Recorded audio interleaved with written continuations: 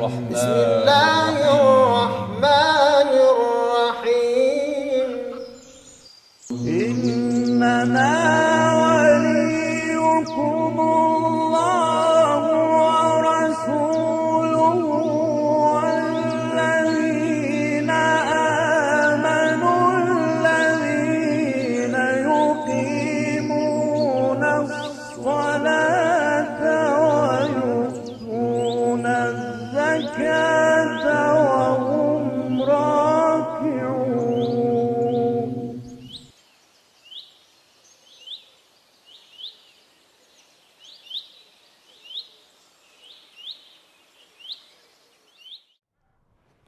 أعوذ بالله من الشيطان الرجيم بسم الله الرحمن الرحيم والحمد لله رب العالمين وصلى الله على سيدنا محمد وآله وسلم اللهم صل على محمد وآل محمد وأجل فرجهم. Assalamu alaikum wa rahmatullahi wa barakatuh.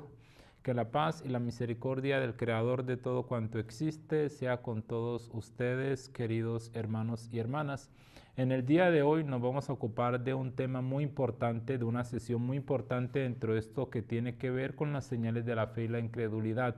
Y es lo que tiene que ver con el resguardo de las reliquias y de las reminiscencias. Nosotros muy bien sabemos que a lo largo de la historia todas las comunidades, todos los pueblos, todos los países, todos los grupos culturales se han ocupado del resguardo de las reliquias y reminiscencias que les ocupan a los mismos o que les atañen a los mismos, como instrumento de conectarse con el pasado, como instrumento de preservar su cultura, como instrumento de conectar a los que estuvieron en el pasado con los que están en el presente y con las generaciones futuras. Esta es una labor y esta es una práctica que se hace y que ha sido aplicada a lo largo de la historia por todos los pueblos, así como ya les decíamos cuando vamos a hacer un análisis de los países, de las naciones, de los grupos étnicos, de los grupos culturales, de los grupos que practican una sola lengua o que son comunes en una lengua, de las sociedades regionales.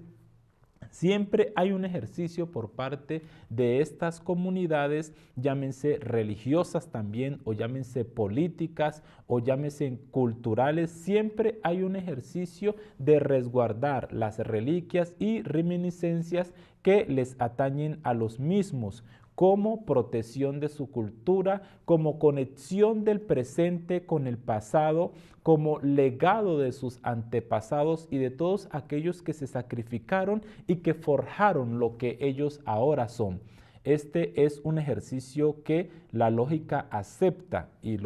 nosotros manifestaríamos que realmente no se puede negar, pues lo estamos manifestando, la lógica lo acepta. Entonces, cuando se hace una reflexión en relación al tema, nosotros concluimos que no hay un ejercicio negativo ni hay un ejercicio malo en esta labor. Lógicamente, siempre y cuando ese ejercicio no lleve al nacionalismo o no lleve al racismo o no lleve al clasismo. Si es un ejercicio sano y simple para resguardar esas reliquias, para resguardar esas reminiscencias y para permitir recordar a los antepasados, para permitir que ese pueblo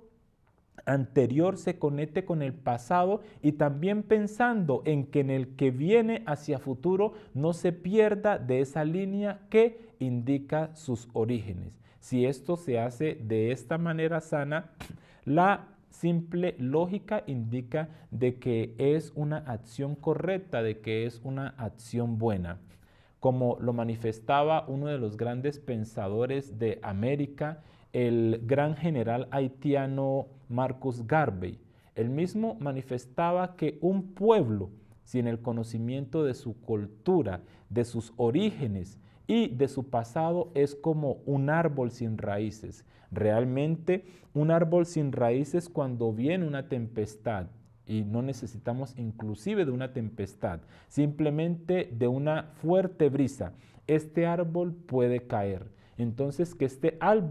árbol tenga raíces, que este árbol esté afianzado a la tierra, que este árbol esté firme, realmente le va a permitir hacer frente a todo tipo de situaciones que lo puedan llevar a caerse o que lo puedan llevar a destruirse. Realmente,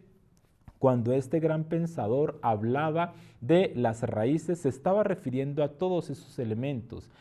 elementos culturales, a todas esas reminiscencias y a todos aquellos instrumentos que permiten la conexión de un pueblo con su pasado, con su cultura, con su origen y con su historia. Y reiteramos, la lógica nos indica de que es una acción adecuada, de que es una acción apropiada para el bienestar de los pueblos, siempre y cuando la misma no lleve situaciones o no lleve consideraciones inapropiadas como las son las del nacionalismo, como las son las del racismo o como lo son las del clasismo. Este tema lo queremos plantear porque lógicamente, así como se plantea para todas las comunidades, para todos los pueblos, para todos los grupos económicos, para todos los grupos sociales, para todos los grupos culturales o grupos religiosos, lógicamente nosotros los musulmanes también hemos hecho ese ejercicio. Dentro del Islam, nosotros creemos en nuestro amado profeta Muhammad, Allahumma salli ala Muhammad wa ali Muhammad, como enviado de Dios a la tierra, quien vino con un programa específico y especializado para transformar una comunidad y para permitir que esa comunidad se conectara con el creador de todo cuanto existe, que caminara por los senderos correctos y los senderos apropiados para conseguir la perfección y para conseguir el bienestar social. Este fue el programa por excelencia de nuestro querido y amado profeta Muhammad. Nosotros creemos en el profeta Muhammad y lo consideramos el último mensajero enviado por Allah subhanahu wa ta'ala a la tierra, enviado por Dios Todopoderoso a la tierra. Lógicamente, nosotros así también como otros grupos, como otras comunidades, realizamos este ejercicio. Realizamos el ejercicio de resguardar las reminiscencias y de resguardar las reliquias que nos conectan con nuestro gran y amado profeta Muhammad, como el hecho de proteger, de conservar su lugar de nacimiento, de conservar y de proteger el lugar donde daba los discursos y daba las enseñanzas a sus seguidores, como el hecho de conservar y de proteger y de tener ubicado el lugar donde fue elegido como profeta por parte de Allah subhanahu wa ta'ala, como el hecho también de conservar las cartas mediante las cuales se comunicó con los reyes y con los gobernantes de la época. Todos son estos ejercicios que lógicamente también realizamos los musulmanes como cualquier otro grupo religioso o cualquier otro grupo étnico o cualquier otro grupo cultural para resguardar las reminiscencias y las reliquias que tienen que ver con nuestra religión y que nos conectan con nuestra religión y que nos conectan con nuestro amado y querido profeta Muhammad. Allahumma inni as'aluka min ilmika bi anfadhihi wa kullu ilmika nafi'. Allahumma inni as'aluka bi'ilmika kulli. Estos ejercicios, dicen los especialistas, se realizan de manera general por los pueblos,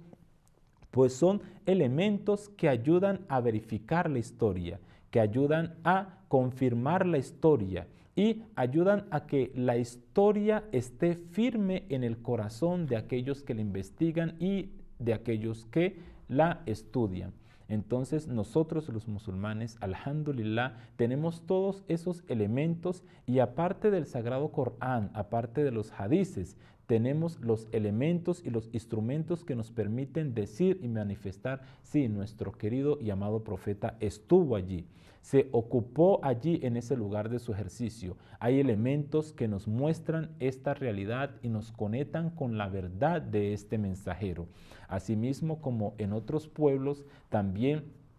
se realiza en relación a sus grandes personalidades, a sus profetas, a sus religiosos, a sus guías espirituales. Nosotros, los musulmanes, también hacemos este ejercicio y lógicamente este ejercicio no está en contra de ningún mandato islámico. Este ejercicio está conectado con la religión, pues todo cuanto hacemos lo hacemos para conectarnos con nuestro amado profeta Muhammad, para conectarnos con todos sus ejercicios, su lugar de nacimiento, el lugar donde fue elegido como profeta, el lugar donde nació, el lugar donde impartió conocimiento, el lugar donde a través de las letanías se dirigía al creador de todo cuanto existe, el lugar donde fue sepultado y el lugar donde vivía. Todos estos elementos nosotros también los colocamos en práctica y nos conectan con esa verdad, nos conectan con esa realidad que fue nuestro querido y amado profeta Muhammad. Simplemente que hay algunas líneas o hay algunas escuelas de pensamiento que consideran estas prácticas y consideran estos ejercicios como erróneos o como apartados de la religión islámica. Nosotros, primero que todo, lo que tenemos que responder en relación a estas posiciones o a estas consideraciones es que son infundadas. Realmente las mismas no tienen elementos ni tienen fundamentos para así serlo o para hacer las manifestaciones que han realizado. Entonces, debido a ello, es que nosotros los musulmanes manifestamos de que esta práctica es una práctica que primero que todo la lógica la fundamenta, como lo manifestábamos anteriormente, porque se conecta el pasado con el presente y se fortalece que también las generaciones futuras, las generaciones venideras, se conecten con ese pasado. ¿Y con qué pasado? Nosotros estaríamos conectando a nuestras futuras comunidades con el pasado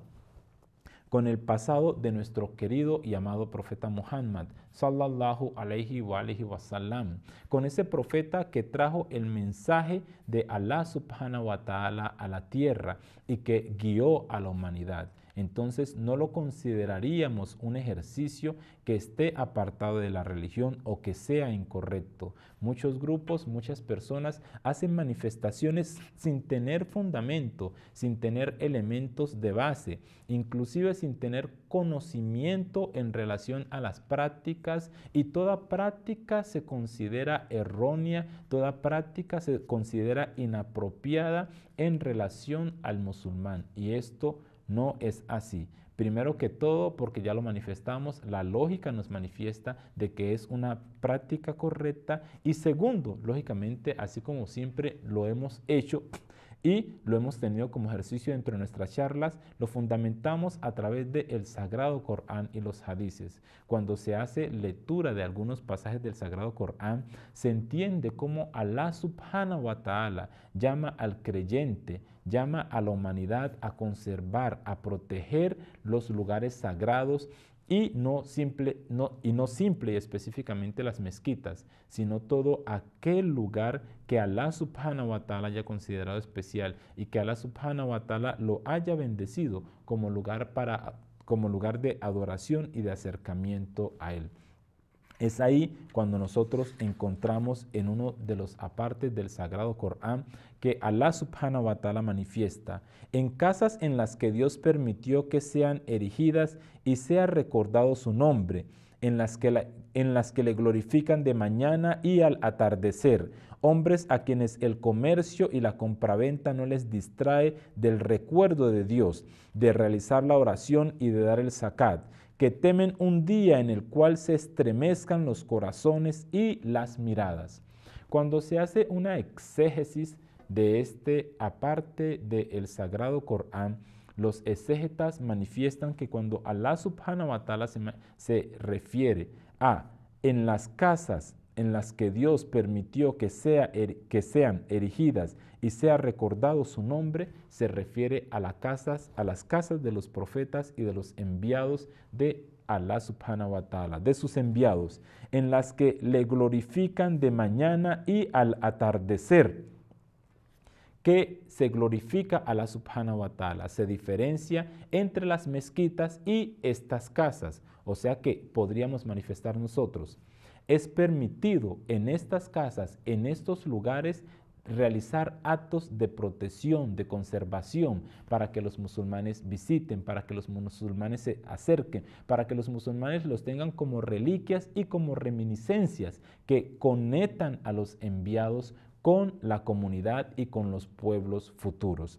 Entonces dice aparte del Sagrado Corán que nos explica y que nos sustenta el ejercicio de que resguardar las reminiscencias y las reliquias islámicas es una práctica permitida por parte de Allah subhanahu wa ta'ala. Hay una parte del Sagrado Corán, un aya del Sagrado Corán que nos hace referencia a ello cuando se toma la exégesis de la misma y se le da explicación. La que dice, en casas en las que Dios permitió que sean erigidas y sea recordado su nombre, en las que le glorifican de la mañana y al atardecer, hombres a quienes el comercio y la compraventa no les distrae del recuerdo de Dios, de realizar la oración y de dar el zakat, que temen un día en el cual se estremezcan los corazones y las miradas. En aparte del Sagrado Corán, Surat An-Nur,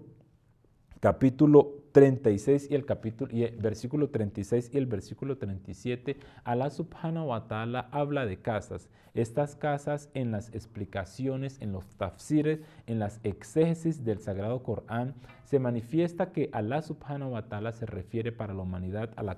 las casas de los profetas, de los enviados. Y cuando se habla de erigir, no se habla de la construcción, o no se da explicación, o no se manifiesta que Allah subhanahu wa ta'ala se está refiriendo al hecho de construir casas para los profetas, sino porque estas casas